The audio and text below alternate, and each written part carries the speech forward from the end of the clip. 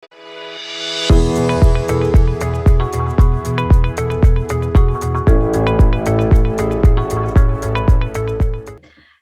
everyone. Welcome to Speakers Bank podcast. Our voices, our views, seniors edition.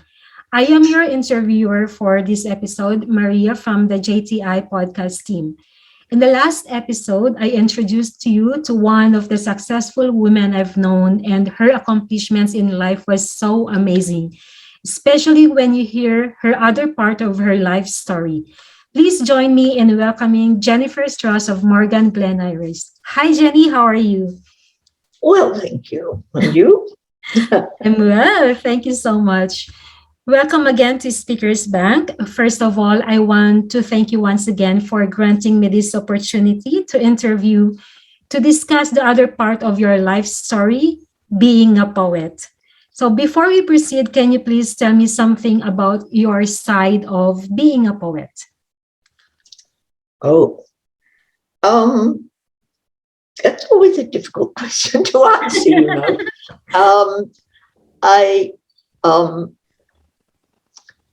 I think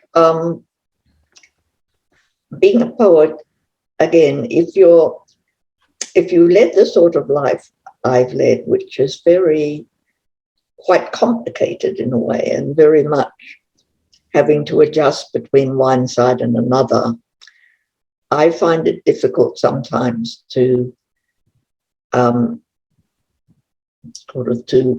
cope with the idea that some people have, that being a poet is the only important thing in the world.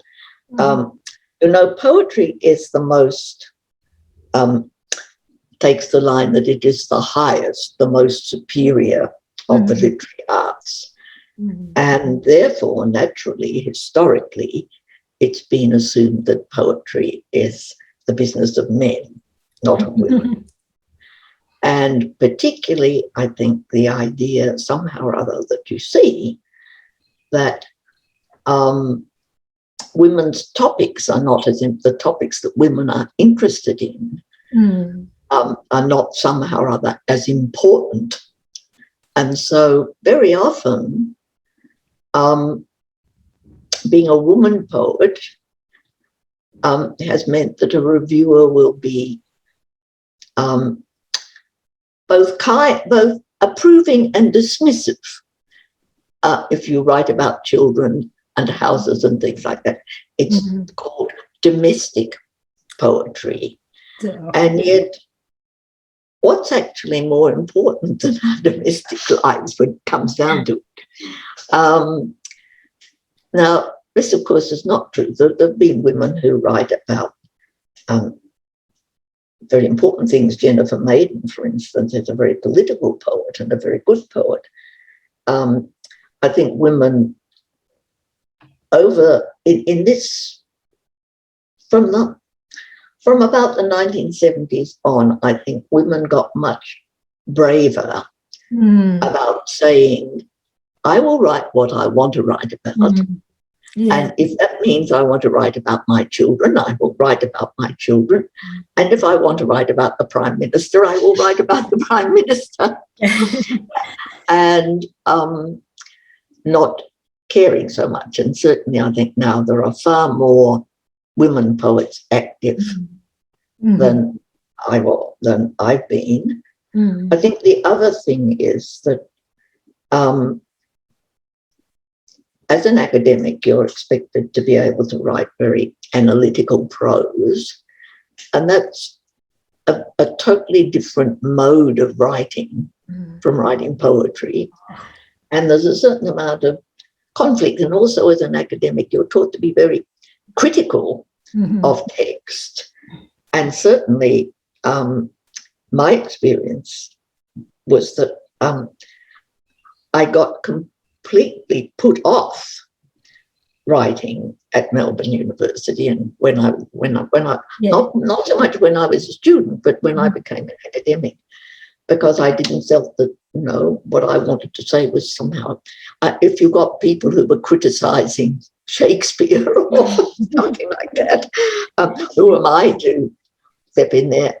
And interestingly, Freud says that women aren't creative, women aren't artists because they have babies instead of being creative. This is nonsense, actually, but it's quite hard to get past that. But actually, it was having my first child that sent me back to writing poetry, because for me, a poem is often a way of putting into words the kind of conflicting emotions that I may have. I mean, and I think if most new mothers, especially with the first child, are honest, they will say that they have a fair number of conflicting emotions. And so for me, I think, I mean, there are all, so many different ways of being a poet, you know. I mean, and there are plenty that, I mean, the other thing is a poet is above all interest. Well, the two things I think above all that they're interested in, one is language itself. I mean, sometimes the old word for a poet used to be a wordsmith. So what inspires you, Jenny, to write? Or where do you get your inspiration to write poems? Well, see, that's, again, one of those really difficult questions.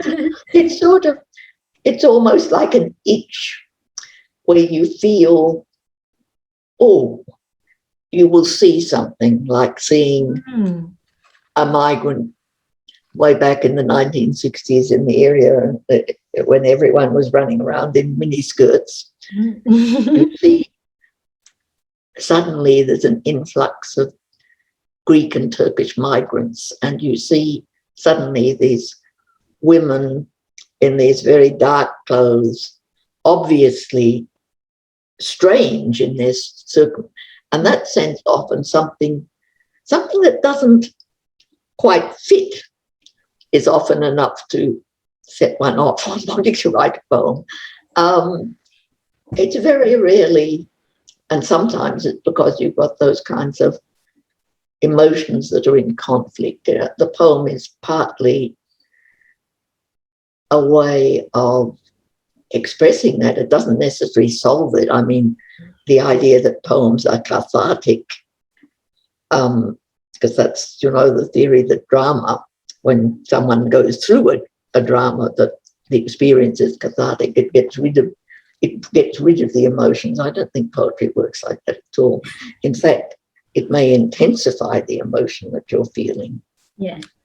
But so, you can use it sometimes. In the other podcast, I was talking about letting go of the past, but also you can use it sometimes to revisit the past and in imagination change it. And there's just a little poem that I got, which is an unpublished poem. I might read it to you. Wow. Called Once. It is the missed moment the heart craves. Battling rampant weeds at our holiday house, I grew hot and cranky, resentful that you sat at the window gazing out. Though doctors swore that you were getting better, you looked so sad. I think somehow you knew. If I could have that moment back again, I'd dust the dirt from my hands, push open that sliding door that always stuck, and kiss you once on the cheek, lightly, as for love's whim, but nothing serious. Oh, that's so amazing, Jenny. Is that already published? No, I haven't got round to getting sending that. It's been published in a journal. Can you tell us some of your published works, Jenny? Oh, yes. All right. I've got 4 volumes of poetry that have been published. And interestingly, the first one, you can partly, I suppose, tell periods. The first one was one called Children and Other Strangers. And it created great, I think I was invited to talk to girls at a school at some stage, and I think I was being expected to be very feminist, urge them all to have great careers, but instead I read them a poem which At that stage, I was writing quite a lot of poems which were taking stories like fairy stories or biblical stories and giving them a twist. And this is one about the idea that in fairy stories there are always three brothers. But anyway, it sort of finished up ending the idea of dropping your children off at school, and it finished up saying, I see them strange among the other strangers. And people got very upset about it. They didn't like this at all. They didn't like the idea that I should speak of my children as being strange. But of course, your children are often unknowable to you. Yeah. And you, at the moment when you become aware of that, because when they're tiny, they're not. But when you see them going out into the world and merging with a big group, there is that sense that they're going to have a whole life which is outside your life. Yeah, So I think poetry is I just want to share some of your, these are some of your, and then there was Winter Driving. Yeah, Winter Driving. Which is full of rather unhappy poems, I suppose. And Labour Ward, where I think I was trying to come to terms with that, and its little first poem says, in grief, joy's a foreign country. And you also this one, Jenny? Yeah, no, that's Labour Ward. This is Labour Ward.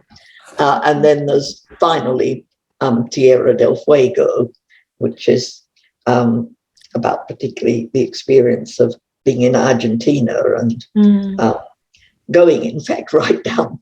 But again, that's sort of, poets deal a lot in symbols. And of course, the territory of fire in that book turns out to be all sorts of things like love and place and danger and all sorts of things. So, Jenny, how do you feel about your publishing your works and having other people reading it for leisure or as part of their career? How do you feel with that? Well, most poets, if they're honest, want their poems to be read. I mean,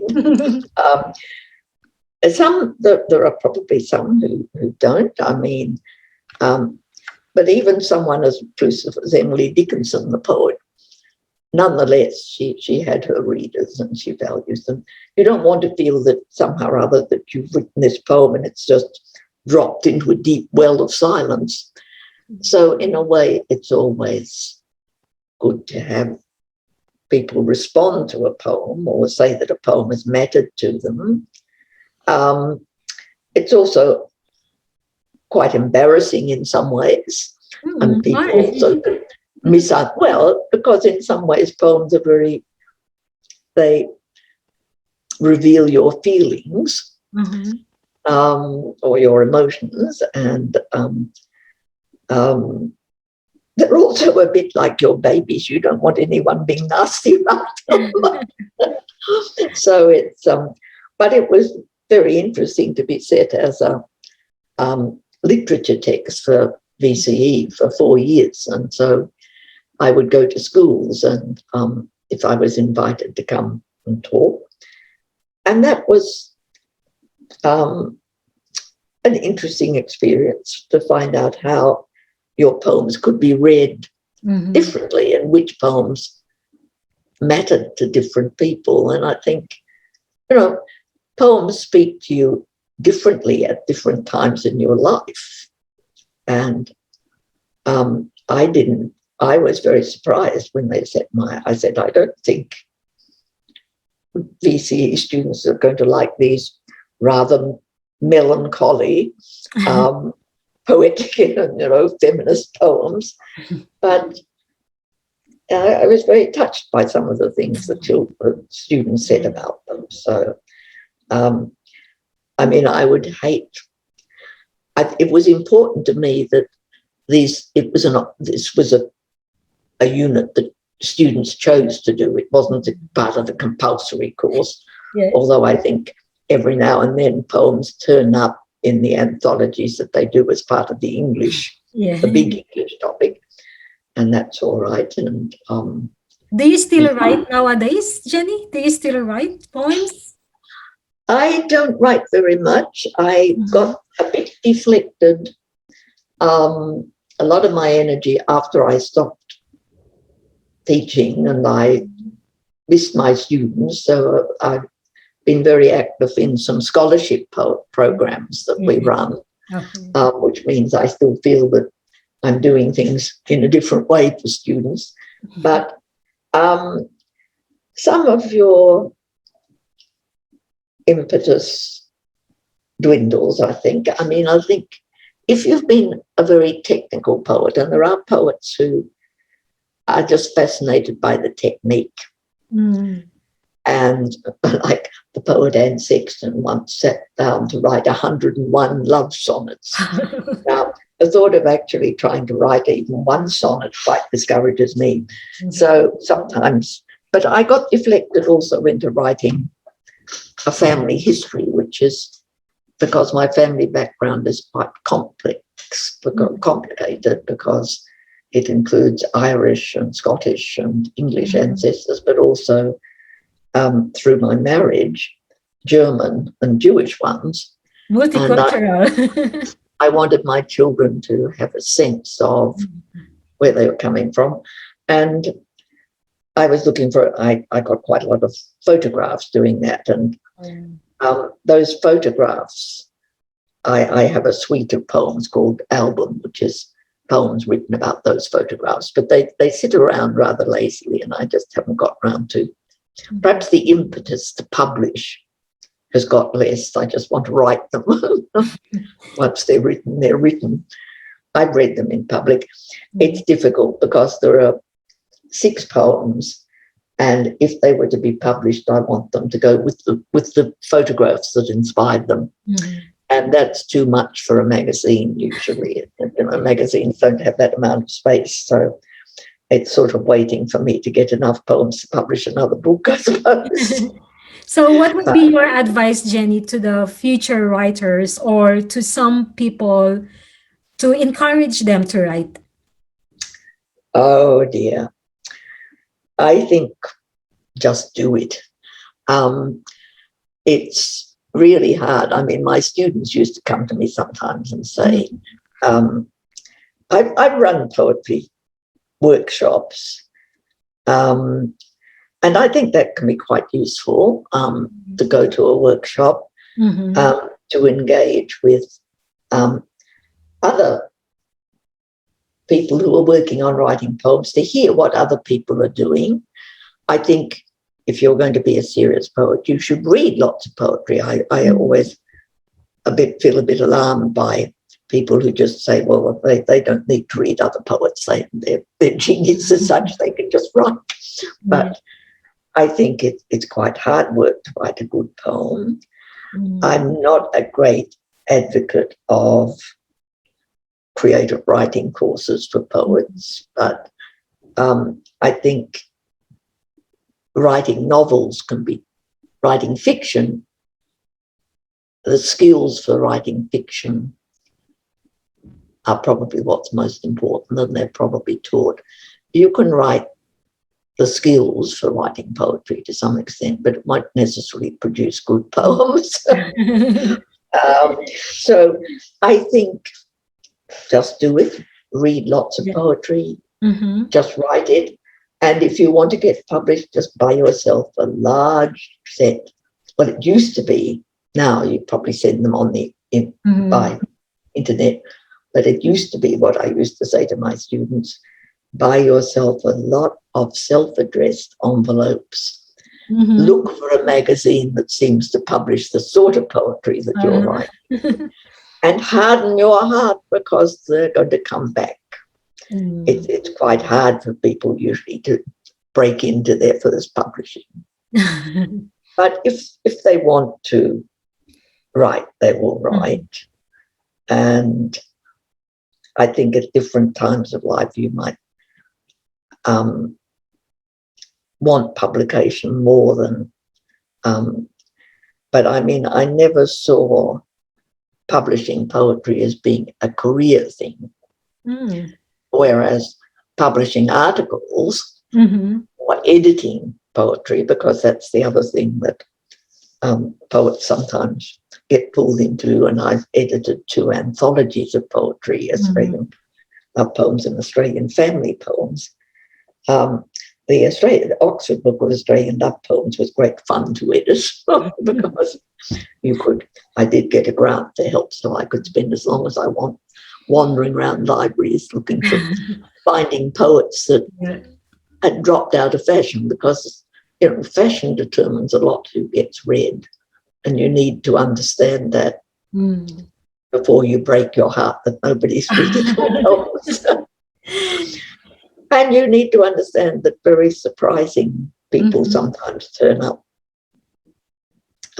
saying, that a poem that you wrote has been really important for them. And when they say that, I have to say, you feel pleased. I don't think I don't think anyone probably writes not to be read at all, not that anyone is. Yes, of course.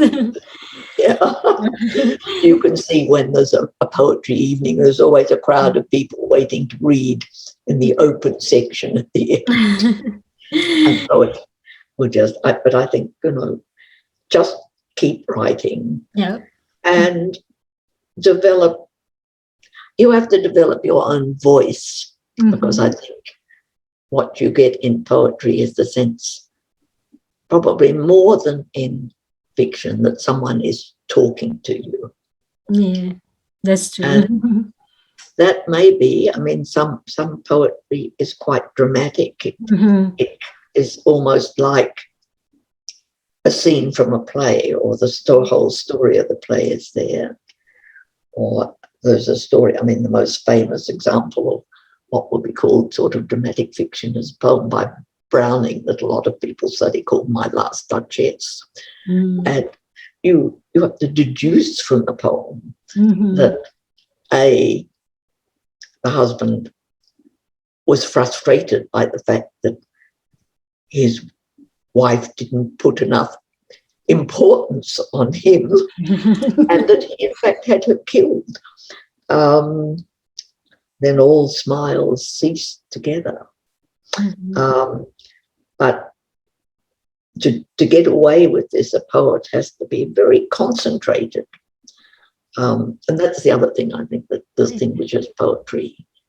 The language is more highly concentrated. It relies much more on symbols and often on ambiguities, on multiple possibilities within a word. Your story, Jenny, was incredibly amazing. Stop again. Yes. But it was really, really inspiring. So as much as I would like to continue our conversation, I have to end this podcast episode.